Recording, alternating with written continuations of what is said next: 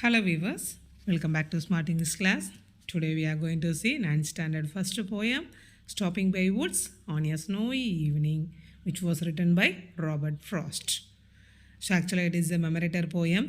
So அதனால் இதிலேருந்து நமக்கு டெட்டுக்கு வந்து கொஷின் கேட்குறதுக்கு நிறைய சான்சஸ் இருக்குது because it is a importance poem written by Robert Frost. So before seeing the poem we will see the author introduction. So Robert Frost 1874-1968 was an American poet noted for his realistic description of the rural life. ஓகேவா? So இவருடைய speciality என்ன அப்படின்னா rural லைஃப்பில் வந்து உள்ள, அதாவது rural லைஃப்னால் ஒரு country சைடில் உள்ள லைஃப்பை வந்து ரியாலிட்டியை அப்படியே எக்ஸ்ப்ரெஸ் பண்ணுவார். அதுதான் அவருடைய speciality. Born on 26 March 1874, he spent his first 40 years as an unknown entity. Okay, so அவருடைய ஃபஸ்ட் ஆஃப் வந்து என்னது, அவரை பற்றி யாருக்குமே தெரியாது. அந்த அளவுக்கு தான் அவரோட லைஃப் அவர் வந்து ரீட் பண்ணியிருக்காரு. He received for 4 Pulitzer prizes for poetry and was a special guest at President John F. Okay, so இது கேட்குறதுக்கான சான்சஸ் இருக்குது. 4 Pulitzer prizes யார் வாங்கியிருக்காங்க அப்படின்னு சொல்லி கேட்பாங்க. ஓகேவா? ஸோ Pulitzer prizes அப்படின்னா it is a newspaper, it is a prize which was given for the literary. Okay, யூஎஸில் கொடுக்குற ஒரு லிட்ரரி அவார்டு. ஸோ அதை வந்து இவர் வந்து என்னது 4 ப்ரைஸஸ் இவர் வந்து வாங்கியிருக்காரு.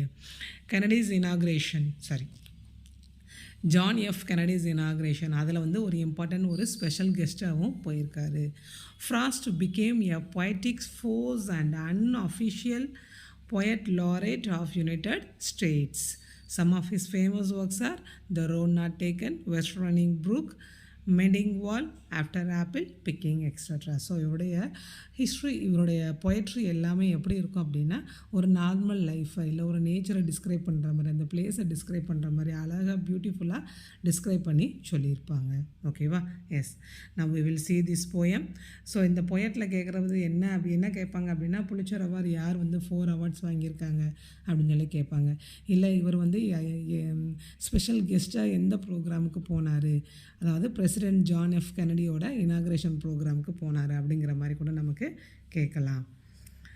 So stopping by woods on a snowy evening, what you can understand by the topic stopping by woods. அதாவது இங்கே வுட்ஸு அப்படிங்கிறது நமக்கு வுட்ஸுனால் ஒரு மீனிங் தெரியும், என்ன அப்படின்னா கட்டை, மரக்கட்டை, லாக்ஸு அப்படிங்கிறது. இன்னொரு மீனிங் என்ன அப்படின்னா, forest is called as a woods, அதாவது ரொம்ப அடர்ந்த ஃபாரஸ்ட் அப்படின்னு சொல்லுவோம்ல. ஸோ அதை வந்து நம்ம வுட்ஸுன்னு சொல்லுவோம். ஓகேவா?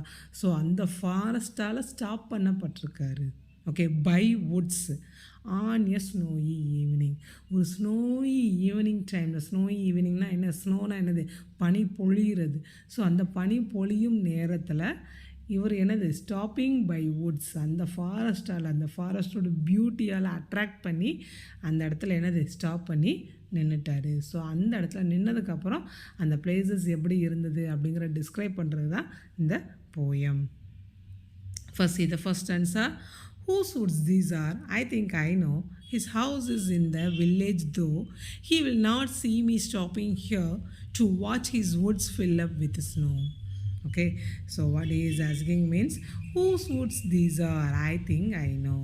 Okay, so the forest வந்து இந்த இடம் வந்து யாரோடையது? I think I know, அநேகமாக எனக்கு தெரியும்னு நினைக்கிறேன்.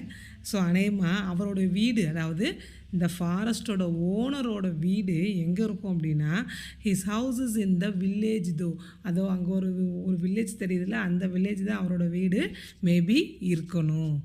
He will not see me stopping here. Okay, so அந்த வில்லேஜிலிருந்து நான் இங்கே அவரோட வுட்ஸை நான் என்னது அதோட வுட்ஸை வந்து வாட்ச் பண்ணிக்கிட்டு இருக்கேன் அப்படிங்கிறத அவரால் பார்க்க முடியாது. ஸோ அந்தளவுக்கு அந்த வில்லேஜ் என்னது, அதான் ஒரு தூரமாக ஒரு வில்லேஜ் தெரியுதுல, அதில் தான் அவரோட வீடு இருக்கணும். To watch his Woods fill up with snow. Okay, so நான் இங்கே அவருடைய இடத்துல நின்று அவருடைய அந்த மிஸ்ட்டு, அந்த அந்த ஸ்னோ ஃபில்லாகி இருக்கிற அவரோட அந்த உட்ஸை வந்து நான் வாட்ச் பண்ணிக்கிட்டு இருக்கேன் அப்படிங்கிறத அவரால் பார்க்க முடியாது. யாரால்? அந்த உட்ஸோட ஓனரால். ஏன் அப்படின்னா அவரோட வீடு கொஞ்சம் தூரமாக இருக்குது. அங்கேருந்து பார்த்தா அவரால் இதை பார்க்க முடியாது. அந்த தூரமாகவும் இருக்குது, அதே நேரம் அந்த எல்லா இடமும் என்னது ஸ்னோஃபாலாகவும் இருக்குது. அதனால் அந்தளவுக்கு கிளியர் வியூ தெரியாது. ஸோ ஓனர் இல்லாதனால நான் இந்த பியூட்டியை ஃப்ரீயாக நின்று என்ஜாய் பண்ணலாம். சப்போஸ் யாரும் இருந்தாங்க அப்படின்னா நம்மளால் என்ஜாய் பண்ண முடியாது. ஏன்னா நம்ம எதுக்காக நிற்கிறோம், ஏன் நிற்கிறோம் அப்படிங்கிற கொஸ்டின் கேட்குற மாதிரி வரும்.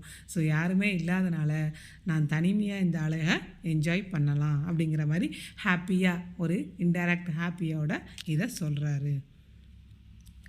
My little horse must think it queer to stop without a farmhouse near, between the woods and frozen lake, the darkest evening of the year. My little horse must think it queer. Queer அப்படின்னா think it very strange or different. ஓகேவா? So கண்டிப்பாக என்னோட குதிரை, because he ride on his horse. Okay, குதிரையில் தான் அந்த ஃபாரஸ்ட்டை cross பண்ணி வராரு. ஸோ வர வழியில் அவர் என்னது அந்த பிளேஸை பார்த்து அட்மையர் ஆகி அந்த பிளேஸில் நின்றாரு. ஸோ அவர் நிற்கிறத பார்த்து அந்த ஹார்ஸ் வந்து it may think it's strange. Okay, எதுக்காக இவர் இங்கே சம்மந்தமே இல்லாமல் நிற்கிறாரு அப்படிங்கிற மாதிரி என்னோடய குதிரை வந்து நினைக்க ஆரம்பிச்சிடும். To stop without a farm house near. ஓகேவா? ஸோ இந்த சரௌண்டிங்கில் எந்த ஃபார்ம் ஹவுஸுமே இல்லையே, அப்புறம் எதுக்காக இவர் இந்த பிளேஸில் நிற்கிறாரு அப்படிங்கிற மாதிரி அவரோட குதிரை வந்து என்னது திங்க் பண்ண ஆரம்பிச்சிரும் அப்படின்னு சொல்லி இவராக சொல்கிறாரு. Between the woods and frozen lake, the darkest evening of the year. அவர் எங்கே நின்றுருக்காரு? Okay, between the woods. Okay, காடுகளுக்கு நடுவில் 2 பக்கமும் ஃபுல்லாக காடு. அண்ட் த ஃப்ரோசன் லேக், பக்கத்தில் ஒரு ஃப்ரோசன் லேக் இருக்குது. ஃப்ரோசன் லேக் அப்படின்னா ஃப்ரீஸ் ஆகி அந்த ஒரு லேக் இருக்குது. ஆனால் அந்த லேக் ஃபுல்லாக எப்படி இருக்குது? ஃபுல்லி ஃப்ரீஸ்டு, ஃபுல்லாக என்னது உருகி போய் அப்படியே பனிக்கட்டியாகி இருக்குது. ஸோ இந்த இடத்துல இவர் யாருக்காக நிற்கிறாரு அப்படிங்கிற மாதிரி அந்த குதிரை என்னது திங்க் பண்ணி பார்க்குதான். The darkest evening of the year, அந்த இயரோட அந்த ஈவினிங் எப்படி இருக்கான்? ரொம்ப டார்க்காக இருக்கான். அதாவது அந்த வருஷத்தோட ரொம்ப இருட்டான ஈவினிங்கே அதுவாக தான் இருக்கும். அந்த அளவுக்கு ஒரு இருட்டான ஈவினிங்கில் யாருமே இல்லாத இடத்துல, ஈவன் ஒரு ஃபார்ம் ஹவுஸ் கூட இல்லாத இடத்துல இவர் எதுக்காக சம்மந்தமே இல்லாமல் நிற்கிறாரு அப்படிங்கிற மாதிரி அந்த ஹார்ஸ் திங்க் பண்ணும் அப்படிங்கிறத சொல்கிறாரு. ஓகேவா? ஸோ ஃபஸ்ட்டு அந்த உட்ஸை பார்த்து அட்மையர் பண்ணி அந்த இடத்துல நிற்காரு. அப்புறம் என்ன சொல்கிறாரு? ஃபஸ்ட்டு சென்ஸில் அந்த உட்டோட ஓனர் வந்து ரொம்ப தூரமாக இருப்பார். அதனால் நான் இங்கேருந்து அவரோட உட்டை வாட்ச் பண்ணுறது அவருக்கு தெரியாது. நான் தைரியமாக அதோட பியூட்டியை என்ஜாய் பண்ணலாம் அப்படின்னு சொல்லி நினைக்காரு. நெக்ஸ்ட்டு தாட் என்ன வரும் அப்படின்னா, அந்த ஹார்ஸ் என்ன நினைக்குமோ நம்ம இந்த இடத்துல நிற்கிறத நினச்சி அப்படின்னு சொல்லி நினைக்காரு. ஏன் அப்படின்னா அங்கே பக்கத்தில் என்னது ஒரு ஃபார்ம் ஹவுஸ் இல்லை, யாருமே இல்லை. அதுவும் இல்லாமல் ஃபுல்லாக என்னது அந்த ஏரியா ஃபுல்லுமே ஸ்னோவால் கவர் ஆகிருக்கு. அந்த லேக் கூட ஃப்ரீஸ் ஆகிருக்கு. அது மட்டும் இல்லாமல் அந்த ஈவினிங் ரொம்ப டார்க்கஸ்ட்டாக இருக்குது. ஸோ இந்த இடத்துல இவர் எதுக்கு தேவையில்லாமல் நிற்காரு? ஏன் அப்படின்னா அந்த உட்ஸை கிராஸ் பண்ணி தான் அவர் வந்து அவரோட வீட்டுக்கு போய் ஆகணும். அது ஏற்கனவே இருட்டாயிடுச்சு, இன்னும் நேரம் ஆயிடுச்சு அப்படின்னா அவங்க ட்ராவல் பண்ணி போகிறது கஷ்டமாக தான் இருக்கும். ஸோ இதெல்லாம் தெரிஞ்சுமே எதுக்காக இங்கே தேவையில்லாமல் நிற்கிறாரு அப்படிங்கிற மாதிரி அந்த ஹார்ஸு திங்க் பண்ணுதான். Next, in the third stanza, he gives his harness bells a shake to ask if there is some mistake. The only other sounds the sweep as of easy wind and downy flake. Okay, he gives his harness bells a shake. Here he refers to the horse. Okay, அந்த hours என்ன பண்ணுதான்? அந்த harness bell அப்படின்னா அது அந்த கழுத்தில் போட்டிருக்கிற அந்த மணி, அந்த பெல்லை வந்து ஷேக் பண்ணுதான். எதுக்காக ஷேக் பண்ணுது அப்படின்னா, to ask if there is some mistake, it do the conversation with the owner through the bell of the through the sound of the bell. ஓகேவா? ஸோ அந்த பெல்லை ஷேக் பண்ணி அந்த ஓனர்கிட்ட பேசுது அந்த ஹார்ஸு. இங்கே எதுவும் பிரச்சனையா, எதுக்காக இங்கே நிற்கிறீங்க அப்படிங்கிற மாதிரி சிக்னல் காமிக்குது அந்த horse. Because it can talk to the owner. So அப்போ இந்த மாதிரி சில சைகைகள் மூலமாக தான் அது வந்து பேசும். ஸோ அப்போ அது அந்த ஹார்னஸ் பெல்லை ஷேக் பண்ணுறது இந்த பொயட்டுக்கு என்னது, இந்த மாதிரி கொஸ்டினா, இங்கே எதுவும் பிரச்சனையா அப்படிங்கிற மாதிரி ஹார்ஸ் வந்து கேட்குற மாதிரி அவருக்கு தோணுது. The only other sounds the sweep of easy wind and down leaf lake. So அந்த பிளேஸில் ஒரு சவுண்டுமே கேட்கலையா, ரொம்ப ஒரு அமைதியாக இருக்குது. என்ன சவுண்டு மட்டும் கேட்குதான், அந்த ஈஸி விண்டு, அந்த விண்டு போகிற sound, sweep of easy wind, அந்த விண்டு போகிற சவுண்டு, அந்த ஒரு மெல்லிசையான சவுண்டு, அந்த சவுண்டும். And then downy flake, flake அப்படின்னா அந்த ஸ்னோ வந்து ஃபால் ஆகிறது. ஸோ அந்த ஸ்னோ ஃபால் ஆகிற அந்த அளவுக்கு, அதாவது அந்த ஸ்னோஃபால் சவுண்டும், விண்டு வந்து ஒரு மென்மையான காற்று. ஸோ அந்த மென்மையான காற்று போகிற சவுண்டுமே அவருக்கு கேட்குதான். அந்த அளவுக்கு அந்த இடம் என்னது, ரொம்ப ஒரு அமைதியாக இருக்குது. ஸோ அந்த அமைதியான பிளேஸில் அங்கே என்னது, இந்த ஹார்ஸ் வந்து பெல்லை ஷேக் பண்ணி எதுவும் பிரச்சனையா அப்படின்னு சொல்லி கேட்குது. Next, the last answer. The woods are lovely, dark and deep, but I have promises to keep, and miles to go before I'll sleep, and miles to go before I sleep. So அவர் என்ன சொல்கிறாரு, so இவ்வளோ ஒரு disturbance, அந்த இடத்த வந்து watch பண்ணுறதுக்கு அவர் நினைக்கார், அந்த பியூட்டியை அட்மையர் பண்ணுறதுக்கு நினைக்கார். ஆனால் அவருடைய மைண்டில் இது வந்து யாரோட ஃபாஸ்ட்டாக இருக்குமோ, ஃபாரஸ்ட்டாக இருக்குமோ, நம்மளை யார் எதுன்னு சொல்லிடுவாங்களோ அப்படின்னு சொல்லி ஃபஸ்ட் ஆன்சர்லாம் நினைப்பார். செகண்ட் ஆன்சரில் அந்த ஹார்ஸை பற்றி நினைப்பார். Third one also talking about the hours. So அது வந்து என்னது, இங்கே எதுவும் பிரச்சனையானு கேட்குது. அதுக்கப்புறம் அவர் என்னது, எல்லாத்தையும் மறந்து கொஞ்சம் கொஞ்சமாக அந்த பிளேஸோட அட்மையர் பண்ண ஆரம்பிக்கார். He can listen the wind sound and the flake sound also. So last ஆன்சரில் என்ன சொல்கிறார் அப்படின்னா, the woods are lovely, dark and deep. அந்த வுட்ஸ், அந்த ஃபாரஸ்ட் எப்படி இருக்கான், ரொம்ப பியூட்டிஃபுல்லாக இருக்குது, ரொம்ப டார்க்காக இருக்குது, அதே மாதிரி ரொம்ப டீப்பாகவும் இருக்குது. He admire the beauty of the. So just listen. Evening time யாருமே இல்லை, ஒரு சைலண்ட்டாக இருக்குது. அந்த இடத்துல நம்ம நிற்கிறோம், ஃபுல்லாக எல்லா ஏரியாவும் நமக்கு என்னது, ஃபுல்லாக ஐஸால் கவர் பண்ணியிருக்கு, ரொம்ப ப்ளசண்ட்டாக இருக்குது அந்த இடம். அப்படின்னா நம்மளே என்னது, இந்த உலகத்தையே மறந்து நம்ம அந்த பியூட்டியில் நம்ம என்னது மெஸ்மரைஸ் ஆகிடுவோம். ஸோ அந்த அளவுக்கு அவரும் என்னது அதுக்குள்ளே அந்த அந்த அழகை வந்து என்னது என்ஜாய் பண்ணிக்கிட்டு இருக்காரு. But I have promises to keep. So ரொம்ப நேரம் அவரையும் அறியாமல் அவர் என்னது அந்த பியூட்டிக்குள்ளே இருந்ததுக்கப்புறம் தான் கொஞ்சம் நேரம் கழிச்சு தான் அவர் நினைவுக்கு வருது. எப்போ அப்படின்னா, அந்த ஹார்னஸ் பெல் அடிச்சிச்சு பார்த்தீங்களா, ஹார்ஸு. அப்போ அதுக்கப்புறம் தான் அவர் என்னது அவருடைய ரியல் லைஃபுக்கு வராரு. ஸோ அப்போ தான் அவர் திங்க் பண்ணி பார்க்காரு. But I have promises to keep. So இந்த ஃபாரஸ்ட் ரொம்ப அழகாகவும் ரொம்ப டார்க்காகவும் டீப்பாகவும் இருக்குது. I can enjoy, but I have a lot of promises.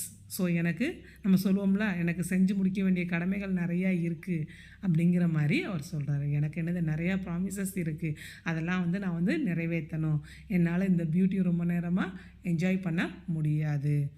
And miles to go before I sleep, and miles to go before I sleep. So இங்கே poet இங்கே ரெண்டு சென்டென்ஸில் சொல்லியிருக்காரு. ஸோ எதுக்காக இங்கே 2 சென்டென்ஸில் சொல்லியிருக்காரு அப்படின்னா, இங்கே அவர் வந்து ஒரு 2 மீனிங்கை சொல்லியிருக்காரு. ஸோ ஃபஸ்ட்டு மீனிங் என்ன அப்படின்னா, and miles to go before I sleep. நான் தூங்குறதுக்கு முன்னாடி நான் இன்னும் என்னது ரொம்ப தூரம் கடந்து போகணும். அதாவது அவர் வீட்டை அவர் வந்து ரீச் பண்ணணும் அப்படின்னா, அவர் இங்கே நின்றுக்கிட்டே இருந்தால் அவரோட வீடு என்னது, அவரோட வீட்டுக்கு இவரால் போய் சேர முடியாது. இன்னும் வந்து என்னது நிறையா மைல்ஸ் அவர் வந்து போய் ஆக வேண்டியிருக்கு. அதனால அவரால் இந்த பியூட்டியை இங்கே நின்று என்ஜாய் பண்ண முடியாது. இது ஒரு ரீசன். ஓகேவா? ஸோ ஃபஸ்ட் சென்டென்ஸ் மீனிங் வந்து, அவரால் இந்த இடத்துல நிற்க முடியாது, ஏன்னா அவரோட வீடை ரீச் பண்ணுறதுக்கு, அங்கே போய் தூங்குறதுக்கு அவர் இன்னும் என்னது நிறையா மைல்ஸ் கடந்து போகணும் அப்படிங்கிறத சொல்லியிருக்கார். Second one meaning, and miles to go before I sleep அப்படின்னா, here sleep refers to his death. ஓகேவா? ஸோ நான் சாகிறதுக்கு முன்னாடி இன்னும் நான் என்னது நிறைய என்னுடைய வாழ்க்கைகள் நான் இன்னும் கடந்து போகிறேன். அதாவது இங்கே மைல்ஸ் வந்து அவரோட லைஃபு, அவருடைய லைஃப்பில் இன்னும் அவர் வந்து கடந்து போக வேண்டிய தூரம் இன்னும் நிறையா இருக்குது. ஸோ அதை நான் வந்து முடிக்கணும். அதனால் என்னால் இந்த பிளேஸில் நின்று இந்த பியூட்டியை அட்மையர் பண்ண முடியாது அப்படின்னு சொல்லி இந்த இடத்த விட்டு கிளம்புறாரு. ஓகேவா? ஸோ ஆக்சுவலாக இந்த லாஸ்ட் 2 லைன் வந்து ஜவஹர்லால் நேரு, நம்மளுடைய ஃபார்மர் பிரைம் மினிஸ்டர் இருக்கார் இல்லையா, அவர் வந்து அவருடைய டெஸ்கில் இந்த 2 லைனை எழுதி வச்சுருப்பாராம். Because this 2 lines are remains him to do his works. அவருடைய ஒர்க்கை, அதாவது உனக்கு இன்னும் வேலைகள் இருக்குது, நீ செய்யணும் செய்யணும் அப்படிங்கிற மாதிரி ரிமைண்ட் பண்ணுற மாதிரி இருக்கான் இந்த 2 lines. And miles to go before I sleep and miles to go before I sleep அப்படிங்கிற இந்த 2 லைன்ஸில் அவருடைய டெஸ்கில் எழுதி வச்சுருப்பாரா. ஸோ இது கூட நம்ம கேட்கலாம், யார் இந்த 2 லைனில் எழுதி வச்சுருக்கலாம் அப்படின்னா ஜவஹர்லால் நேரு அப்படிங்கிறத நம்ம சொல்லலாம். Okay, so I hope you can understand this video. So like பண்ணுங்கள், கமெண்ட் பண்ணுங்கள், உங்கள் ஃப்ரெண்ட்ஸ்க்கு வந்து ஷேர் பண்ணுங்கள். தேங்க்யூ ஃபார் வாட்சிங் திஸ் வீடியோ வியூவர்ஸ். தேங்க்யூ.